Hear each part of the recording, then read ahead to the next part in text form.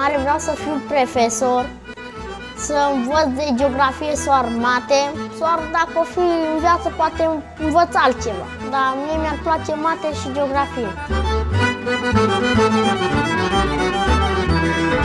Cu siguranță nu știm dacă peste 10 ani vom mai fi aici și probabil că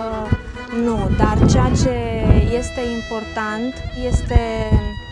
să mai fie aici oameni care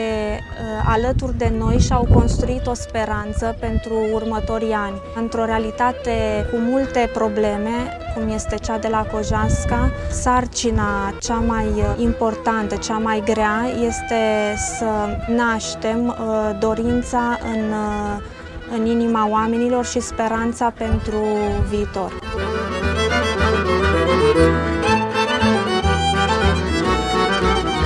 Protagoniștii sunt copiii care au acceptat să meargă la școală,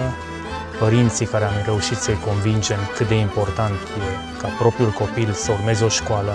într-un parcurs educațional, tinerii care au decis să nu renunțe procesului de învățământ și azi încearcă să învețe o meserie, valoarea adăugată care încercăm să o aducem proiectelor nu trebuie să fie cantitativă a numărului de bunuri transferate, a numărului de servicii oferite, ci trebuie să reprezinte o companie de oameni care doresc înainte de toate binele persoanei întâlnite.